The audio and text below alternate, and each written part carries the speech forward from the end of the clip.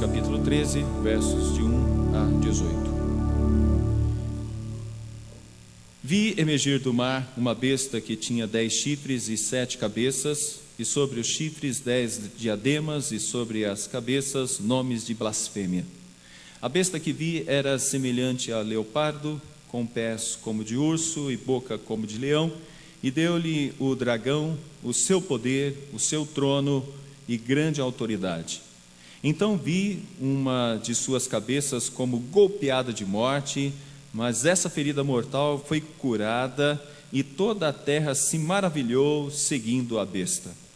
E adoraram o dragão, porque deu a sua autoridade à besta.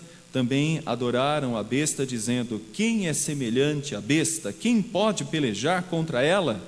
Foi-lhe dada uma boca que proferia arrogâncias e blasfêmias, e a autoridade para agir 42 meses. Abriu a boca em blasfêmia contra Deus, para lhe difamar o nome e difamar o tabernáculo, a saber, os que habitam no céu. Foi-lhe dado também que pelejasse contra os santos e os vencesse. Deu-lhe ainda a autoridade sobre cada tribo, povo, língua e nação. Adorá-lo-ão todos os que habitam sobre a terra, aqueles cujos nomes não foram escritos no livro da vida do Cordeiro, que foi morto desde a fundação do mundo. Se alguém tem ouvidos, ouça. Se alguém leva para cativeiro vai. Se alguém matar à espada, necessário é que seja morto à espada. Aqui está a perseverança e a fidelidade dos santos. Vi ainda outra besta emergir da terra. Possuía 2 chifres, parecendo cordeiro, mas falava como dragão. Exerce toda a autoridade da primeira besta na sua presença. Faz com que a terra e os seus habitantes adorem a primeira besta, cuja ferida mortal fora curada. Também opera grandes sinais, de maneira que até o fogo do céu faz descer a terra diante dos homens. Seduz os que habitam sobre a terra por causa dos sinais que lhe foi dado executar diante da besta, dizendo aos que habitam sobre a terra que façam uma imagem à besta, aquela que, ferida a espada, sobreviveu. E lhe foi dado comunicar fôlego e imagem da besta, para que não só a imagem falasse, como ainda fizesse morrer quantos não adorassem a imagem da besta. A todos, os pequenos, os grandes, os ricos e os pobres, os livres e os escravos, faz que lhe seja dada certa marca sobre a mão direita e sobre a fronte, para que ninguém possa comprar ou vender, senão aquele que tem a marca, o nome da besta ou o número do seu nome. Aqui está a sabedoria. Aquele que tem entendimento, calcule o número da besta, pois é número de homem. Ora, esse número é 666. Tanta coisa aqui, meus irmãos, mas gostaria de fazer a nossa introdução, primeiro usando um ponto teológico. Quando nós falamos de igreja, nós usamos algumas expressões. Quero trazer aqui 2. Igreja militante e igreja triunfante. Falando primeiro sobre a igreja triunfante. É a igreja daqueles que já não estão mais conosco, daqueles que morreram na labuta, no reino, e agora estão na eternidade, estão na glória. Esses que já estão diante da presença do Senhor, que adoram juntamente conosco, mas ao Senhor na eternidade. Num momento especial, nós veremos esses irmãos voltar, se nós não fizermos parte ainda desse grupo da igreja militante, aliás, triunfante, porque pode ser que a qualquer momento Deus nos chame e nós seremos promovidos para adorar a Deus num coro celestial, bendizendo o nome do nosso Deus. O que nós esperamos é que o nosso Senhor venha para que esta igreja, juntamente com a igreja que estará na terra, bendirá o nome do Senhor em perfeição e glória no último dia. Aguardamos esse momento esperançosos. Temos um cântico, né? Ó Alfa, Ômega, né? Quando nós esperamos que esse momento realmente aconteça. A outra igreja é a igreja militante. Esta igreja nos representa, somos nós somos igreja militante, nós estamos numa grande batalha neste mundo, lutamos contra muitos inimigos aqui. Então é muito comum usarmos muitas vezes os nossos cânticos expressões como marchar, o exército, fileiras. Gente, isso é uma expressão básica para aqueles que entendem que estão numa batalha. Então é importante que o crente entenda isso. Qual é a roupa do crente? Por mais que a gente no domingo esteja com uma melhor roupa, essa não é a roupa clássica do crente. Espiritualmente dizemos que a roupa do crente é uma armadura. Olha que interessante isso, né? Alguém pega uma armadura e vai para a praia?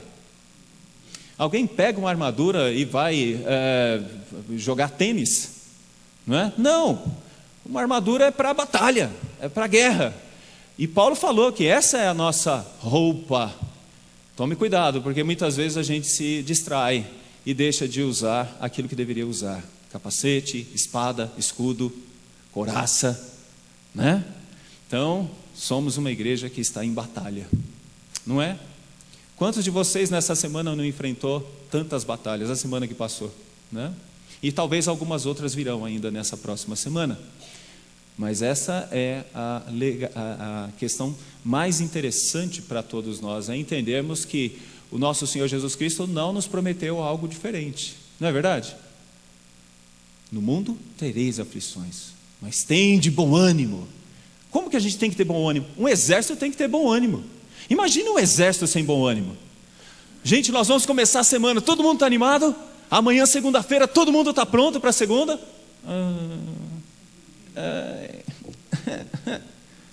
Não, deveríamos ter esse bom ânimo para encarar todos os dias, com todos os problemas e as dificuldades que nos apresentam. Sejam os exames que temos que fazer, tem que fazer exame, vamos fazer exame. Tem que trabalhar, vamos trabalhar. Temos que participar de uma reunião indigesta, participemos de uma reunião indigesta, porque é assim que é ser crentes no mundo, é entender que estamos realmente numa grande batalha. Gostaria de aplicar isso com mais uma ilustração. Recentemente saímos de uma reunião de um conselho de creches. A nossa igreja em São Bernardo tem uma creche, a creche Betel. Peço que orem por esta creche, orem pela direção, pelos professores, por todos que vivem ali naquela creche. São mais de 150 crianças, imagina a grande responsabilidade que temos ali. E participamos de um conselho, e é interessante que vendo os relatórios das outras creches, são relatórios maravilhosos, tudo dá certo para eles, tudo funciona muito bem. São creches ligadas a movimentos espíritas, movimentos que não têm uma ligação direta com uma igreja cristã evangélica, e a gente ouve os relatórios e são relatórios interessantíssimos. E quando a gente fala do nosso relatório, a gente está com um problema nessa área, tem uma dificuldade ali, e por certo poderia dar até uma vergonha de dar o nosso relatório com relação aos outros relatórios. E uma das pessoas chegou para mim e falou: reverendo, é tão complicado, né? Os outros é tudo tão florido, é tudo tão bonito, é tudo tão agradável, mas no nosso caso parece que tem sempre um problema. Eu tive que dizer para essa irmã algo assim: nós não enfrentamos somente os problemas sociais de 3 favelas, e fora os outros problemas da região ali onde está a creche. Nós não enfrentamos somente isso. Nós enfrentamos o inimigo.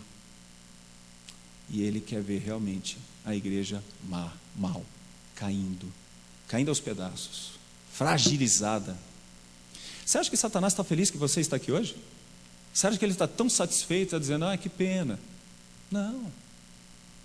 Saiba que ele está irado. E ele quer que você seja uma pessoa menos crente, menos animada, menos alegre. É isso que ele quer. Essa é a nossa luta constante como irmãos, como igreja, ou como poderíamos chamar de soldados de Cristo Jesus. Por isso, eu gostaria que nós falássemos um pouquinho hoje sobre nossas igrejas, ou a nossa igreja como uma igreja militante. Vamos pegar aqui um texto para iniciarmos, que não está ligado diretamente aqui. É um texto da 1 de Pedro, capítulo 5, versos de 8 a 9. Eu vou ler para os irmãos. Sede sóbrios e vigilantes, o diabo, o vosso adversário, anda em derredor como leão que ruge procurando alguém para devorar. Resisti-lhe firmes na fé, certos de que sofrimentos iguais aos vossos estão se cumprindo na vossa irmandade espalhada pelo mundo. Ou seja, em todo lugar que tiver uma igreja, haverá uma batalha, haverá uma guerra, e Satanás tem desejos, intenções de diminuir a alegria da igreja, o avanço da igreja, seja ele missionário, ele vai querer que isso aconteça. E Pedro chama muito a atenção daqueles crentes que já estavam começando a viver um pouco da realidade do cristianismo e das perseguições com relação ao cristianismo. Meus irmãos, o foco aqui da nossa atenção, estamos tratando de importante liderança maligna contra a igreja, e esse é o primeiro ponto que eu gostaria que nós ressaltássemos aqui. Na batalha da igreja militante, ela luta contra um grande inimigo, e nesse texto nós podemos entendê-lo em 3 aspectos aqui, tá bom? O primeiro aspecto não está no texto que eu li para os irmãos, mas está no capítulo 12, dos versos de 13 a 18. Funciona como se fosse uma trindade maligna. A cabeça dessa trindade é o próprio dragão, ou seja, é o próprio Satanás. Diz o verso de número 13: quando veio o dragão, se viu atirado para a terra, perseguiu a mulher que dera à luz ao filho varão. E foram dadas à mulher as 2 asas de grande águia, para que voasse até o deserto, ao seu lugar, aí onde é sustentada durante um tempo, tempos e metade de um tempo, fora da vista da serpente. Tempo e metade de um tempo é como se pudéssemos dizer, é o tempo entre a vitória de Cristo na cruz e a vitória consumada do retorno de Cristo. Significa que enquanto Cristo não voltar, essa será a realidade. A igreja enfrenta um grande dragão, e esse grande dragão é Satanás, é a grande serpente, como é dito aqui. Veja só o verso 15: então a serpente arrojou da sua boca atrás da mulher água como num rio, a fim de fazer com que ela fosse arrebatada. É como se estivesse utilizando uma linguagem mostrando o desejo de destruição avassalador, como se fosse uma forte onda para cima da igreja. A terra, porém, socorreu a mulher, e a terra abriu a boca, engoliu o rio que o dragão tinha arrojado de sua boca. Irou-se o dragão contra a mulher e foi pelejar com os restantes da sua descendência, os que guardam os mandamentos de Deus e têm o testemunho de Jesus. Aqui está a igreja militante enfrentando o cabeça dessa grande trindade maligna de força, que é o dragão e a serpente. Observe o grande poder que esse inimigo tem. E o desejo que tem, o desejo é de nos desanimar, de nos enfraquecer, de tirar a nossa alegria, de tirar a nossa satisfação com as coisas de Deus. Aqueles momentos de desânimo, aqueles momentos de tristeza, geralmente são potencializados por Satanás, e aqui está a cabeça. Como falamos de uma trindade, vamos ver aqui o que seria a imitação de Cristo nessa trindade. A imitação de Deus nessa trindade maligna é Satanás. A imitação de Cristo é uma besta. Versos que lemos do 1 até o verso de número 10. Vi emergir do mar uma besta que tinha 10 chifres e 7 cabeças, e sobre os chifres 10 diademas, e sobre as cabeças nomes de blasfêmia. A besta que vi era semelhante a leopardo, com os pés como de urso e boca como de leão. Essas expressões que nós colocamos aqui, como de animais, é uma forma de ressaltar aquilo que já Daniel havia dito, quando mostra o grande poder dos reinos, o grande poder das forças que reinam neste mundo. Então é uma das formas de mostrar que o poder desta besta não está tão somente no desejo satânico, mas está materializado no mundo, e na forma como o mundo tem uma tendência natural de querer perseguir a igreja por meio desse grande líder, dessa grande força.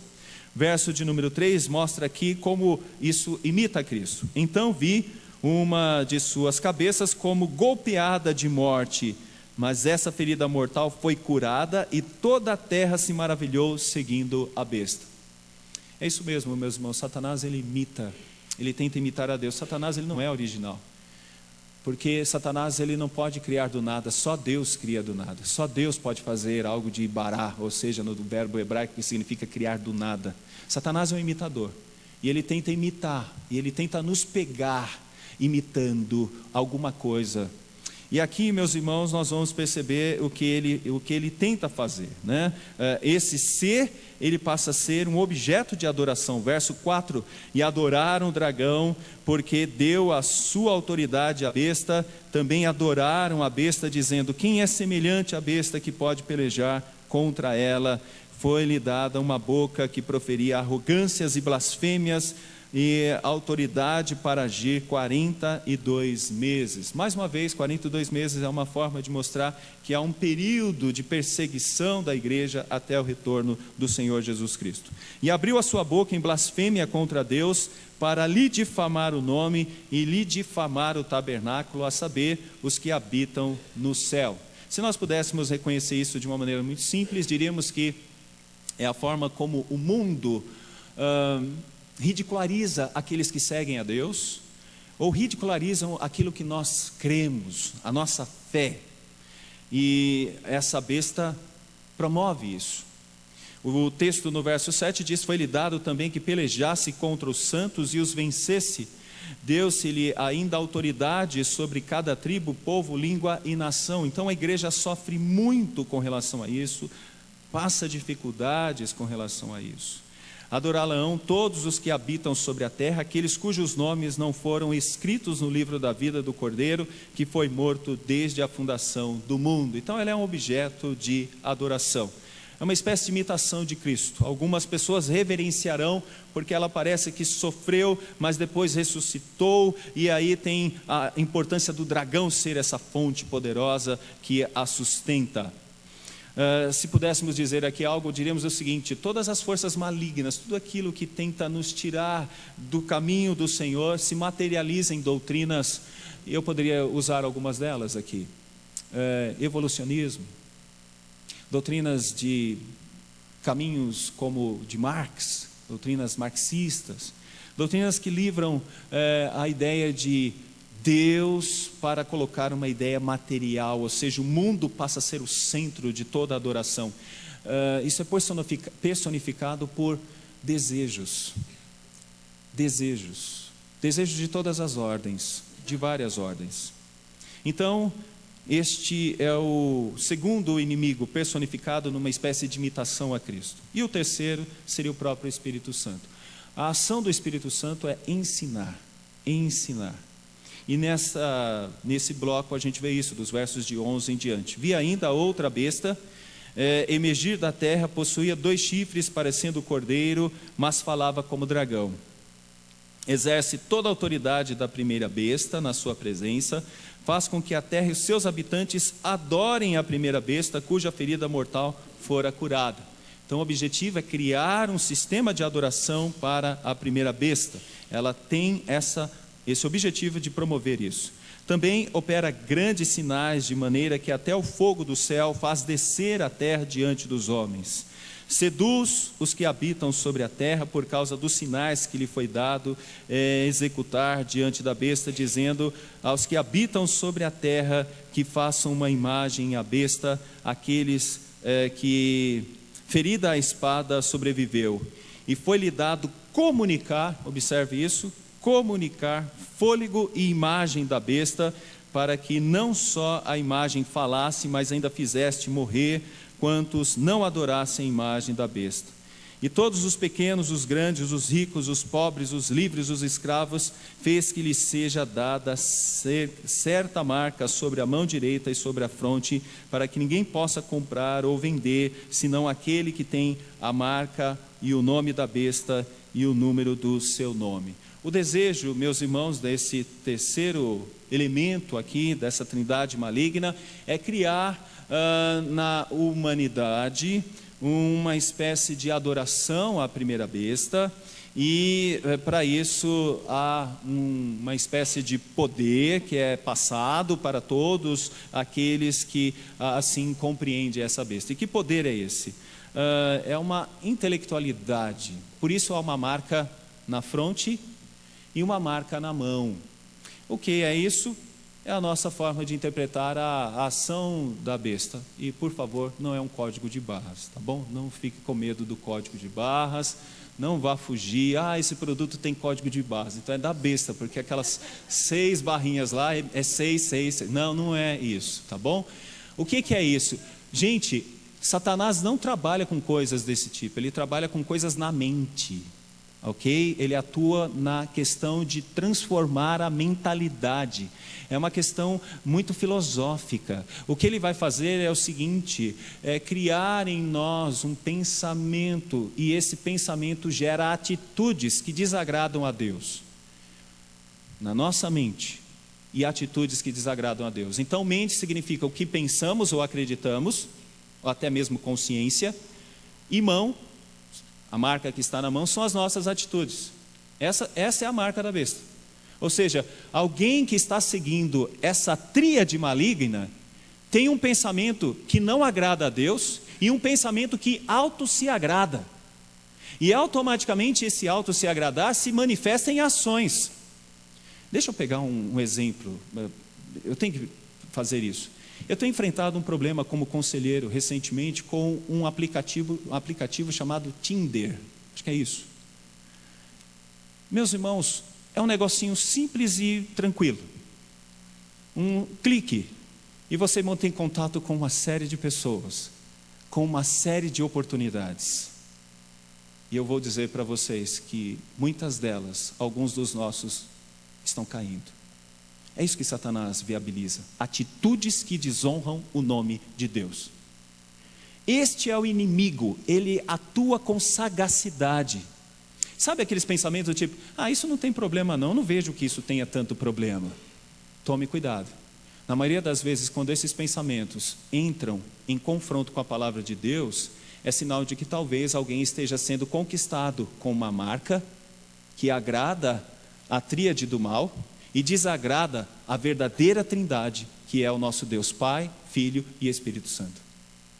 Tome cuidado, porque muitas vezes a gente pensa que é tão inofensivo algumas coisas, mas não, por trás floresce aquilo que muitas vezes está dentro de nós, porque lutamos ainda contra a carne, o mal. E isso vem dentro de uma perspectiva mental e dentro de uma perspectiva de ação. Ação. Então, Satanás nos conquista muitas vezes pela propaganda, nos conquista muitas vezes pela merchandising, onde nos faz entender que algumas coisas não são tão ruins assim. Mas com relação ao mundo, isso já é natural. Se nós perguntarmos e dissermos para algumas pessoas assim, o que você faz no domingo? Elas vão dizer, domingo eu jogo bola, domingo eu jogo tênis, domingo eu faço um churrasquinho com os amigos, e domingo eu vou para o futebol, e se eles perguntarem para nós vamos dizer, o que você faz no domingo? Domingo eu sirvo ao Senhor na igreja, porque na semana eu sirvo ao Senhor no meu trabalho, na minha vida, no domingo eu sirvo ao Senhor na minha igreja. Ótimo, ele vai dizer, que perda de tempo, que perda de tempo, você está gastando tempo com igreja. Domingo é um dia para a gente aproveitar, porque é tão pouco tempo que a gente tem para privilegiar a alegria de viver. Sabe o que ele está dizendo? Que nós não temos alegria de viver. O que nós acabamos de cantar aqui agora não é alegria de viver. O que nós estamos dizendo aqui é que nós somos felizes, não é isso? Não é isso que nós estamos dizendo, nós somos alegres. Alegres porque temos Cristo, alegres porque temos a certeza de que nosso Deus estabeleceu um plano de salvação que é concretizado em Cristo e que só estamos aguardando um tempinho onde Ele vai chegar e tudo será mudado e não haverá mais tristeza, não haverá mais guerra, não haverá mais dor. Isso é cosmovisão, nós temos a noção de como as coisas são e isso nos faz alegres. Por isso que o nosso cântico é cântico de louvor, é de adoração por tudo que Deus fez por nós. Esse é o inimigo, primeiro ponto que eu gostaria de ressaltar para nós aqui, na nossa compreensão geral. A segunda coisa, deu para perceber bem, é a arte, ou a metodologia de Satanás. Meus irmãos, não se engane, Satanás ele não vai aparecer para a gente como se fosse aquilo que a gente muitas vezes vê nas ilustrações. Como que a gente conhece Satanás nas ilustrações? Filmes de terror. Filmes de terror. Geralmente tem que ter chifre, tridente, rabo, não é? A gente não vê Satanás amiguinho. É assim que apresentam nos filmes de terror. Não se engane. Ele é um artista e ele imita. Esse é o ponto que a gente vê. E é isso que o texto de Apocalipse está mostrando. Gente, para quem o texto de Apocalipse foi escrito? 7 igrejas. 7 igrejas que estavam vivendo na Ásia Menor. Qual era o problema que essas igrejas estavam enfrentando? Perseguição. Qual era a tendência da igreja? Ou lutar contra a perseguição, ou então se juntar com algumas pessoas que pareciam amigos. E meus irmãos, é isso que o texto está mostrando para nós. Nós estamos enfrentando aqui uma arte imitativa que no final das contas faz com que as pessoas se sintam muito bem. Eu não sei se vocês perceberam no texto, mas as pessoas adoram, as pessoas servem, as pessoas estão felizes, as pessoas estão comprando, as pessoas estão ganhando. É isso que nós vemos aqui nessa tríade. Nós não vemos tristeza, a não ser daqueles que sofrem perseguição por não concordarem com essa tríade maligna. E é o que o texto vai mostrar, né? Olha só, o verso 7. Foi-lhe dado também que pelejasse contra os santos e os vencesse. Deu-se-lhe ainda autoridade sobre cada tribo, povo, língua e nação. E adorá-lo-ão todos os que habitam sobre a terra, aqueles cujos nomes não foram escritos no livro da vida do Cordeiro e que foi morto desde a fundação do mundo. Quem é que adora? Adora é quem não tem o nome escrito no livro da vida do Cordeiro. Meus irmãos, é isso mesmo. As pessoas que não têm o nome escrito, eles adoram. Eles fazem isso. Aqui um adendo importante. Que bom que a gente não sabe, né? Quem são essas pessoas? Já pensou? Como nós seríamos preconceituosos? Porque quando a gente olha para alguém nas drogas, quando a gente olha para alguém na prostituição, a gente não fica com raiva dessas pessoas. O que cria em nós? Dó, tristeza e compaixão. A gente quer resgatá-las de lá, tirá-las de lá. É por isso que tem missões, é por isso que ofertamos, porque a gente quer ver pessoas sendo retiradas disso. A gente não quer ver essas pessoas nesse caminho. Nós não temos raiva dessas pessoas. Nós amamos essas pessoas. E gostaríamos que elas estivessem aqui também com as mãos levantadas adorando a Deus. Mas, infelizmente, aqueles que seguem essa tríade maligna, eles estão se sentindo muito bem adorando e servindo essas pessoas. Se perguntarem para elas, vocês são tristes? Não, somos até felizes. Estamos até alegres aqui. Né? Certa vez eu estava evangelizando lá em Rio Grande da Serra, e nós saímos à tarde, almoçamos e saímos à tarde entregando folhetos. E tinha uma casa que o pessoal estava pegando um solzinho, era inverno, pegando solzinho, sentados, mas assim, ao redor deles, muitas garrafas de bebida, assim, um monte de garrafas de bebida. E o folheto tinha um título, dizia assim: o teu Deus, onde está? E aí o rapaz pegou o folheto.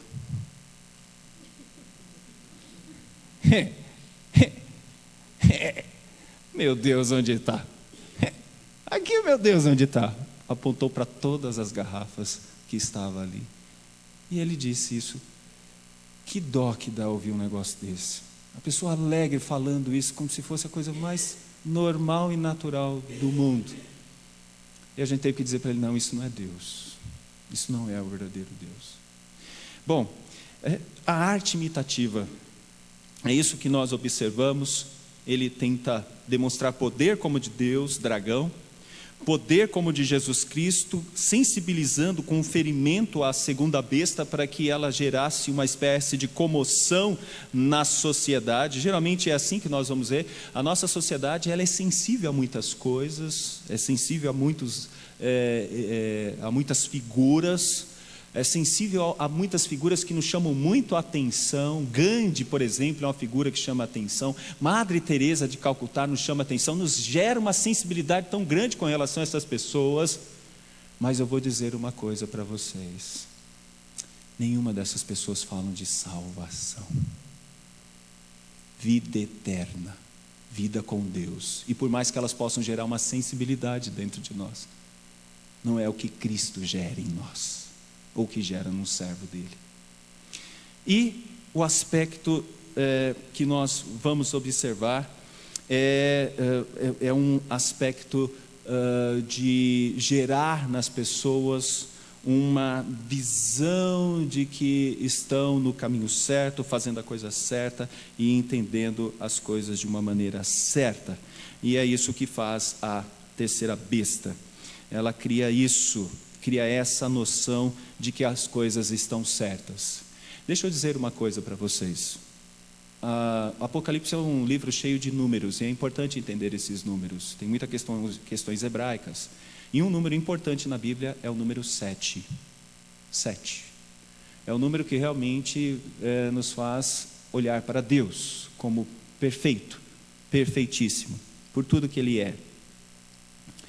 E quando nós olhamos no verso 18, diz assim: aqui está a sabedoria, aquele que tem entendimento, calcule o número da besta, pois é número de homem.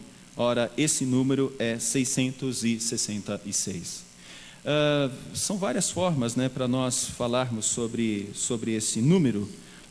Temos aí algumas das compreensões assim mais exatas, uma delas é que esse número seria um número de homem. 666 nunca seria 7, ou seja, é tão somente uma visão humana, tão somente de uma ação humana. Meus irmãos, Satanás dá autoridade à besta, mas nunca isso é perfeito ou perfeitíssimo. Ela não é de forma alguma uma formulação exata da verdade, mas pelo contrário, é sempre a mentira, sempre é dentro de uma visão de falsidade. É uma espécie de grande falsidade que engana o mundo, tenta mostrar coisas que parecem ser verdadeiras, mas no final nós poderíamos chamar de caminho de morte, caminho de tristeza, caminho de dor. Satanás engana realmente, Satanás ele faz isso, e a segunda besta, o objetivo dela é gerar sofismas e enganos para que as pessoas possam seguir esses caminhos. Então, essa é a arte imitativa, porque o Espírito Santo nos faz entender a verdade, o Espírito Santo nos leva à verdade. O próprio Senhor Jesus Cristo disse que quando Ele viria, Ele falaria da verdade, e todos aqueles que fossem instruídos pelo Espírito Santo entenderiam a verdade, e a verdade é somente Cristo, somente o Senhor Jesus Cristo. É uma tentativa de imitar realmente o Espírito Santo. Meus irmãos, essa é uma das questões importantes do nosso inimigo. A sua metodologia é uma metodologia de imitação. Então já vimos duas coisas: o poder desse inimigo, como ele se apresenta, e a segunda coisa, o aspecto imitativo. O terceiro ponto que eu gostaria de ressaltar desse inimigo, pelo qual devemos ter atenção e devemos entender que lutamos contra ele, é com relação ao seu poder. E o poder aqui nós podemos enxergar na sua força política. E isso fica nítido aqui. Vi emergir do mar uma besta que tinha 10 chifres, o verso que nós lemos. Chifres representa força no livro de Apocalipse. 7 cabeças, e sobre os chifres 10 diademas, e sobre as cabeças nomes de blasfêmia. Os chifres representam o seu poder, a sua força. Verso de número 2: a besta que vi era semelhante a leopardo, com pés como de urso e boca como de leão. E deu-lhe o dragão o seu poder e o seu trono e grande autoridade.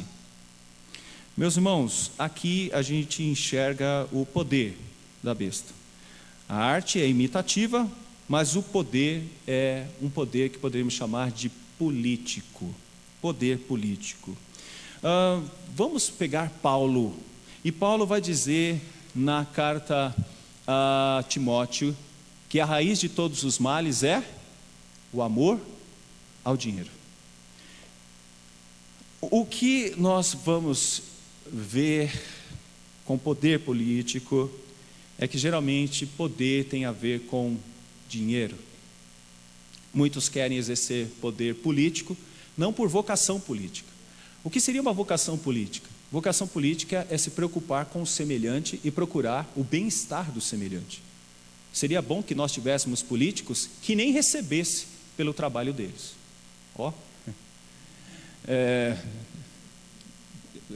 Imagina falar isso, né? Mas o critério bom e coerente é como a gente vê, por exemplo, em alguns lugares na Europa. Funciona mais ou menos assim. Um político, ele, por exemplo, é um dentista e ele resolve ser um vereador ali no seu condado. O que acontece? Ele vai dedicar meio período do tempo dele na Câmara, trabalhando questões de leis, olhando para os problemas da comunidade e por aí vai. Então, ele vai ganhar um jeton. Significa que ele vai trabalhar metade do tempo ali e vai ganhar referente a esse metade do tempo. A outra parte ele tem que trabalhar. Ele tem que se envolver com o trabalho dele. Isso seria muito bom se nós pudéssemos ver os políticos abrindo mão dos seus benefícios, cada vez mais abrindo mão dos seus benefícios. Mas, infelizmente, os maus políticos, eles trabalham para terem muito dinheiro. Eu não preciso dizer que vocês viram recentemente alguns políticos com apartamentos forrados de caixas de dinheiro. Isso não é uma visão coerente política. Mas eu posso dizer para vocês, novamente, que o que movimenta boa parte das coisas neste mundo é o dinheiro. E Satanás utiliza o dinheiro como a sua ferramenta principal para movimentar o poder deste mundo. Quando nós enxergamos pessoas fazendo de tudo para ganhar muito dinheiro e para isso até maltratando outras pessoas, explorando outras pessoas, nós podemos entender bem quem essas pessoas estão seguindo. Vocês estão entendendo o que eu estou falando? Observe, por exemplo, o que Jesus Cristo disse: ninguém pode servir a dois senhores, ou há de agradar a um e desagradar ao outro. Significa que se tivéssemos um político crente, ou alguém que é líder de uma empresa crente, um empresário crente, ele saberia lidar com justiça social. Ele saberia, por exemplo, ter o lucro, mas um lucro que pudesse ser dividido com os seus funcionários e trazendo dignidade para os seus funcionários. E se tivéssemos um político que realmente fosse crente, ele saberia lutar com todas as suas forças pelo benefício da sociedade que ele representa. Mas por que muitas vezes isso não acontece? E por que muitas vezes o que nós ouvimos são casos de corrupção? E eu vou dizer uma coisa para vocês: no nosso país, o tanto de corrupção que já ouvimos, daria para ter resolvido muitos dos nossos problemas sociais. Observe que no nosso país nós não temos tsunami.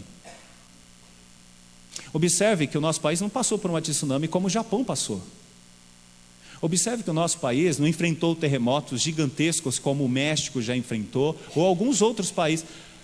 Mas se nós olharmos alguns problemas de corrupção no nosso país, o dinheiro que vai para o ralo da corrupção, por certo, nós entendemos porque muitas vezes, quando a gente vai fazer uma visita, os pastores aqui são testemunha, quando a gente vai fazer uma visita num hospital público, a gente tem que entrar no meio de macas, onde tem senhores, senhoras, crianças, em uma situação caótica na saúde do nosso país. Deixa eu dizer qual é o grande problema, e não somente dos políticos, pode ser o problema também de algumas pessoas, e espero que não seja o seu problema. Ninguém pode servir a dois senhores, ou há de agradar a um e desagradar a outro. Uma das grandes armas de Satanás é dinheiro. Dinheiro. Já viram aquela expressão que um crente se converte em muito lugar, mas muitas vezes não se converte no bolso? Já viram isso?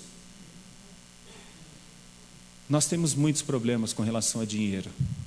Nós administramos muito mal o dinheiro muitas vezes. Muitas vezes a gente ganha e fica assim, com dinheiro. O certo seria que a gente pudesse ter sobras e pudesse realmente fazer com que as coisas funcionassem de uma maneira diferente. Mas muitas vezes nós temos os olhos maiores do que a barriga, e nós consumimos mais do que é necessário. O que eu quero dizer para vocês é que Satanás tem uma arma muito poderosa para estabelecer a sua estrutura de poder no mundo: dinheiro. Drogas, tráfico, maldades, tantas coisas por causa de dinheiro. E no texto a gente vê que é assim que ocorre. Ele tem autoridade, dá poder. Quando nós vemos assim as expressões dos animais, por exemplo, no verso 2, a besta que vi era semelhante a leopardo, com os pés de urso e boca como de leão, e deu-lhe o dragão o seu poder e o seu trono e grande autoridade. Era assim que funcionava, meus irmãos, e até na época de João era isso que acontecia. Os imperadores tinham grande interesse de manter o seu poder e de estruturar o seu poder. Então, ele tem uma arte, mas também tem uma moeda que sustenta esse poder, e é o dinheiro. A maneira como isso se dá no dinheiro. E a outra e última parte que eu queria ressaltar é com relação à corrupção. Gera uma corrupção. E eu já tentei falar isso, mas vou tentar falar de novo. O que ele faz? Ele seduz. O verso de número 12 do capítulo 13 diz assim: exerce toda a autoridade da primeira besta na sua presença e faz com que a terra e os seus habitantes adorem a primeira besta, cuja ferida mortal fora curada. Esse é um processo educacional no texto. Faz com que a terra e os seus habitantes adorem a primeira besta. Esse é o processo educacional da segunda besta. Veja bem, tudo que nós sabemos a respeito de Deus vem pelo ouvir da palavra de Deus. Mas tudo que nós sabemos a respeito de Deus só encontra eficácia no nosso coração pela instrução do Espírito Santo. Com aqueles que não são de Deus e com as tentações que Satanás quer jogar sobre o povo de Deus, ele tenta fazer isso por uma sedução, por um trabalho de nos levar a pensar e a meditar sobre coisas desta primeira besta por meio da segunda besta. Verso de número 14: seduz os que habitam sobre a terra por causa dos sinais que lhes foi dado. O que eu quero dizer aqui é que uma das grandes forças que Satanás tem, além de uma arte imitativa e além do poder do dinheiro, é também a força educativa. Por onde vem grande parte dos males que atinge os nossos jovens, afastando-os da igreja? Essa é uma realidade. Jovens que vão para a faculdade, muitas vezes, não voltam para os bancos das igrejas. Sedução. Ideias que são tão agradáveis, são tão chamativas, e que faz com que aquilo que eles ouviram durante tantos anos caia em descrédito. É assim que ocorre. Outras religiões que adquirem tanto poder no nosso mundo. Deixa eu dizer uma das coisas que ele faz. Olha só: seduz os que habitam sobre a terra por causa dos sinais que lhes foi dado. Deixa eu falar uma coisa para vocês. Vocês já ouviram falar de um homem chamado João de Deus? É João do diabo. É isso mesmo. E se vocês falarem assim: e aqueles sinais? Meus irmãos, está aqui a explicação. Essa é a explicação. Por que em alguns lugares acontecem tantos sinais? Porque existe uma força muito grande educacional e de ações poderosas, ativas de sinais, que levam pessoas a acreditar em coisas que se distanciam então de Deus, que faz com que essas pessoas se distanciem de Deus. Eu pude presenciar isso porque numa das nossas congregações em São Bernardo, uma senhora disse que tinha passado por uma cirurgia como essa e ela mancava da perna. E quando ela veio para a igreja, depois que ela fez a profissão de fé, não passou 2 meses, ela começou a mancar da perna de novo. E aí ela falou: está vendo, reverendo, agora que eu estou servindo a Deus, os problemas estão voltando. Eu falei: realmente, mas é preferível que você tenha agora um problema na perna e não vá para o inferno, do que não ter um problema na perna e caminhar direto para o inferno. Sabe por quê? Porque a grande cura que aconteceu na sua vida não foi na perna, foi no seu coração, foi na sua vida, foi a transformação da sua mente para servir a Jesus. Por isso que é difícil, por isso que é luta, por isso que tem grande dificuldade. Olha o que diz o texto no verso de número 10. Se alguém leva para cativeiro vai. Se alguém matar a espada, é necessário que seja morto a espada. Aqui está a perseverança e a fidelidade dos santos. Meus irmãos, aqui está a igreja militante. Ela convive contra esse inimigo, mas sabe o que é muito interessante? É que ela consegue encontrar vitória mesmo quando ela é derrotada. E mesmo quando ela passa por perseguições. Essa é a igreja que está vencendo. Essa é a igreja que está superando todas as dificuldades. Ela não se deixa envolver pelo dinheiro. Ela não se deixa envolver pela imitação de Satanás. E ela não se deixa envolver pelas doutrinas errôneas que afastam essas pessoas de Deus. Ela não se deixa. Essa é a igreja que não se deixa. E ela está bem registrada no verso 10 desse texto. São pessoas que enfrentam dificuldades. É isso mesmo, no texto de Apocalipse, esse texto está sendo escrito para pessoas que estavam perdendo a vida, estavam perdendo parentes, estavam perdendo propriedades, estavam perdendo tudo por causa de Cristo. A minha pergunta hoje aqui, depois de tentar expor esse texto para vocês, é: o que você sente por Deus e o que isso te faz fazer por Ele? Você está disposto a enfrentar tudo por Ele? Se essa igreja completa 58 anos, nós podemos entender que crentes que compuseram a história dessa igreja entenderam isso e talvez lutaram contra tantos problemas para que ela estivesse ainda aqui, viva e forte. Meus irmãos, este é o grande ponto da igreja. A igreja que comemora aniversário, ela está comemorando aniversário de vitórias sobre batalhas e batalhas contra o grande inimigo. E louvado seja Deus, porque Deus está dando vitória para essa igreja. Deus está dando vitória e nós podemos receber. Vamos falar sinceramente para vocês. Segundo as estatísticas, a cada dia no Brasil surgem 12 igrejas. A cada dia. E a cada dia, estas igrejas que estão em vários setores do nosso contexto do Brasil, podem causar uma grande diferença e uma grande mudança no nosso país.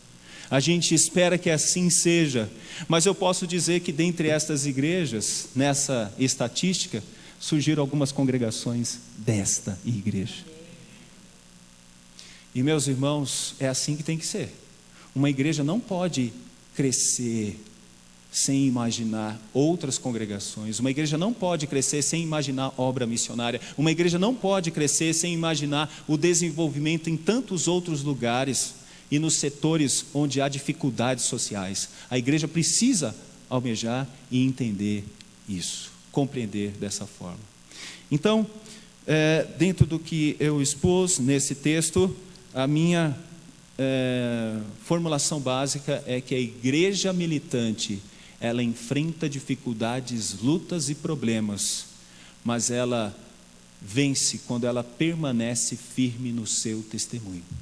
É assim que a igreja consegue dar o tom a esse mundo. Ela consegue demonstrar o seu testemunho, mesmo apesar das grandes dificuldades e das grandes lutas, sendo resistente à arte imitativa de Satanás, ao poder que ele tenta estabelecer no mundo por meio do dinheiro e nas suas doutrinas que tentam tirar o povo de Deus dos caminhos do Senhor, como alcança aqueles que não são de Deus. Então essa seria a formulação. Eu vou usar aqui uma expressão do David Campbell, que diz o seguinte: quando os cristãos resistem com sucesso ao engano da besta, eles evitam ser identificados com a essência do seu nome, que é a imperfeição personificada, porque ser identificado com o nome de alguém equivale a participar do caráter dessa pessoa. Nós não estamos aqui sendo identificados com o nome da besta. Nós somos identificados com o Cordeiro, que morreu e nos deu a vida eterna. Passo para algumas considerações, e essas considerações eu quero estabelecer em 3 textos finais. Eu encerro com esses 3 textos, essas são as considerações finais. A primeira está em Efésios, capítulo 1. Efésios, capítulo 1. E esse texto é maravilhoso, meus irmãos, e muitas vezes nós não prestamos tanta atenção nele, mas é um texto de grande valor para nós. Diz assim, Efésios capítulo 1. O texto, ele basicamente começa no versículo 15, e ele vai até o versículo 21, aonde eu quero chegar. Só vou lê-lo. Por isso também eu, tendo ouvido a fé que há entre vós no Senhor Jesus e o amor para com todos os santos, não cesso de dar graças por vós, fazendo menção de vós nas minhas orações, para que o Deus de nosso Senhor Jesus Cristo, o Pai da glória, vos conceda espírito de sabedoria e de revelação do pleno conhecimento dele, iluminado os olhos do vosso coração, para saberdes qual é a esperança do seu chamamento e qual a riqueza da glória da sua herança dos santos, e qual a suprema grandeza do seu poder para com os que cremos, segundo a eficácia da força do seu poder, o qual exerceu ele em Cristo, ressuscitando dentre os mortos e fazendo sentar à sua direita nos lugares celestiais, acima de todo principado e potestade e poder e domínio, e do nome que se possa referir não só no presente século, mas também no século vindouro. É isso que eu queria dizer para nós aqui como igreja. Igreja, irmãos, nós temos uma ótima oportunidade no presente de mostrar como será no céu. Sabe como? Através do nosso testemunho, através das nossas vidas. Essa igreja que milita, ela vive no presente século como já pudesse ser uma prefiguração dos céus. E isso é maravilhoso para nós, porque nós já podemos demonstrar isso com as nossas vidas. Ou seja, um crente já deve se sentir hoje, mesmo numa guerra, antevendo os céus.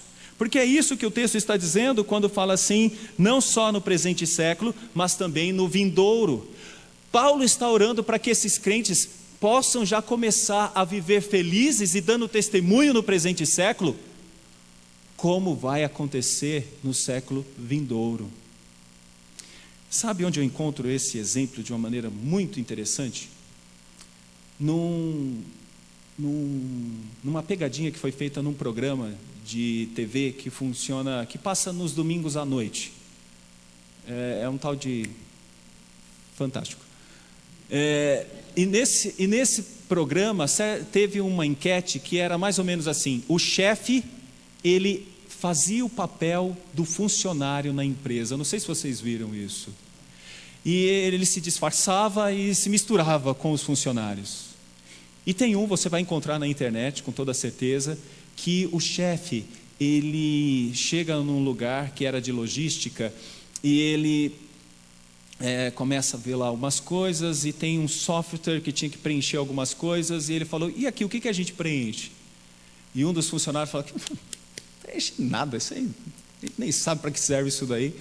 Ele ficou horrorizado porque ele tinha gasto muito dinheiro naquele software. Mas depois mostra esse chefe junto com um outro funcionário empilhando pallets. E ele estava empilhando de um jeito, e esse funcionário chega para ele e fala assim: não, é assim que você deve empilhar, faça desse jeito. E ele diz algo mais ou menos: faça de qualquer jeito. Não faça de qualquer jeito. Mesmo que ninguém esteja vendo, Deus está vendo o que a gente faz, e a gente deve fazer tudo muito bom para Deus. Então faz desse jeito, porque se você fizer assim, vai terminar direitinho lá do outro lado. E aí o chefe foi saber quem era aquele rapaz. E sabe o que ele aprendeu? Que aquele rapaz era um ex-viciado em drogas, que tinha sido convertido numa igreja e que estava fazendo o seguinte da vida dele: do trabalho para a casa, da casa para o trabalho, e o final de semana da casa para a igreja, da igreja para a casa dele, inclusive ajudando outros a se recuperar do problema das drogas. E esse chefe, no Fantástico, num programa à noite, ele tem que chorar vendo o bom exemplo daquele rapaz. Sabe o que esse rapaz estava fazendo? Mostrando como é nos céus. Nos céus a gente faz tudo para Deus, mas a gente não precisa estar lá nos céus para fazer isso para Deus. Vocês já estão fazendo isso aqui, agora, nesse momento. E eu espero que todos vocês, com o testemunho de vocês, já possam fazer isso nesse momento. É assim que nós enfrentamos o inimigo das nossas vidas, mostrando como é viver agradando a Deus. Vou para um outro ponto, agora para Mateus capítulo 5. Mateus capítulo 5. Verso de número 14. Mateus 5,14. Esse é fácil, vamos ler todos juntos. Vós sois a luz do mundo, não se pode esconder a cidade edificada sobre o monte. Por que aqueles crentes estão morrendo lá em Apocalipse? E por que eles estão enfrentando grandes inimigos lá em Apocalipse? E estão sendo até presos lá naquele texto de Apocalipse? Porque a luz está brilhando. E se vocês entenderem o texto de Apocalipse, começa com luz. Vocês já perceberam? As 7 igrejas, que são os 7 candeeiros. Sabe o que significa isso? A grande beleza de ser igreja é que no meio de tantas trevas tem uma velinha que está acesa e mostra a luz para todo mundo. Essa é a grande beleza de ser igreja. E aqui tem uma luz chamada Parque das Nações, IP de Parque das Nações, iluminando. E muitos que estão nas trevas aqui deveriam enxergar essa luz e deveriam ver a beleza dessa luz. Meus irmãos, esse é um outro ponto para lutar contra o inimigo. Igreja militante, continue a brilhar. E sabe como você brilha? Com as suas obras. O crente tem que pregar a palavra de Deus, tem que falar de Cristo. O crente não é detetive, porque é luz apagada. Ninguém aqui sabe que eu sou crente. Não, todos deveriam saber. E você deveria falar. 1 de Pedro 3, 15. E alguém vai perguntar: por que você faz desse jeito e não do outro jeito? Aqui todo mundo faz desse jeito. Por que você está fazendo dessa forma? É porque essa forma é a forma de glorificar a Deus, é a forma de honrar a Deus. E assim surge a oportunidade de pregar a Deus e falar a respeito de Deus e dizer quem você é. É assim que nós enfrentamos o inimigo, com obras. Por isso é uma luz que brilha, dá testemunho, que fala, que prega. Se a gente fosse mais adiante, ele vai dizer que nós deveríamos ser bons anfitriões. Sabe o que significa ser bons anfitriões? Já viu a palavra hospitaleiro? Você viu que na palavra hospitaleiro tem a expressão hospital? Porque significa que você cuida bem das pessoas, você recebe bem as pessoas. Crente começa com um bom dia. Já viu o bom dia de crente? Bom dia. Bom dia. Não é? Você chega no prédio, encontra uma pessoa: bom dia. A pessoa: bom dia. Um dia de trabalho cansadinho: boa noite. A pessoa: boa noite. Só falta, se pudesse falar, diria: boa por quê? Boa para quem? Para um crente sempre será. Porque o seu Deus reina, o seu Deus é eterno, e o seu Deus tem promessas eternas. Então para o crente sempre é bom dia. É isso que deve acontecer com o crente: boas obras, boas obras. E minha última fala, meus irmãos, contra Satanás, foi muito cantado aqui hoje, foi muito cantado. E a última está em Romanos 8, Romanos capítulo 8. Sabe o que acontece? Talvez você ficou assustado com o poder de Satanás e com a força que ele tem de destruição, no texto que eu li. Mas eu queria que você saísse daqui esperançoso, porque por mais que Satanás possa ser poderoso, ele não é tão poderoso a ponto de te tirar das mãos bondosas do teu Deus. Olha o que diz o texto, meus irmãos, no capítulo 8, verso 31. Que diremos, pois, à vista destas coisas? Se Deus é por nós, quem será contra nós? Aquele que não poupou seu próprio filho, antes por nós todos nos entregou, porventura não nos dará graciosamente com ele todas as coisas? Quem tentará acusação contra os eleitos de Deus? É Deus quem os justifica. Quem os condenará? É Cristo Jesus quem morreu, ou antes quem ressuscitou, o qual está à direita de Deus e também intercede por nós. Você entende por que muitos daqueles crentes lá em Apocalipse, eles enfrentavam a morte? Lutavam com a morte. Aliás, o próprio autor, que é João, ele está exilado porque ele enfrentou isso. E por que ele enfrentou isso? Porque ele tinha certeza em quem ele acreditava. Ele tinha convicção de fé, ele tinha certeza da sua fé. E aí vem o texto: quem nos separará do amor de Cristo? Será tribulação, ou angústia, ou perseguição, ou fome, ou nudez, ou perigo, ou espada?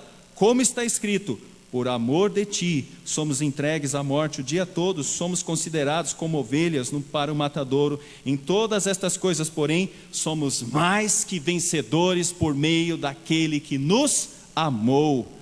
Porque eu estou bem certo de que nem a morte, nem a vida, nem os anjos, nem os principados, nem as coisas do presente, nem do porvir, nem os poderes, nem a altura, nem a profundidade, nem qualquer outra criatura poderá nos separar do amor de Deus que está em Cristo Jesus, nosso Senhor. Por mais que Satanás queira peneirar você, ele não vai conseguir, porque Deus é poderoso para preservar o seu povo em amor. É assim que eu termino. A igreja milita, com certeza de vitória e com certeza de que o seu Deus a ama e a protege e cuida dela e a sustenta. Quem poderá separar-nos do amor de Deus que está em Cristo Jesus? Ninguém. Nem Satanás, porque Jesus já alcançou a vitória na cruz por nós. Igreja de Parque das Nações, continue firme nos seus caminhos de pregação do Evangelho, de testemunho, de zelo, brilhando a luz de Cristo. Não se importe com as perseguições e com as lutas. Olhe somente para o autor e consumador da sua fé. Que Deus nos abençoe.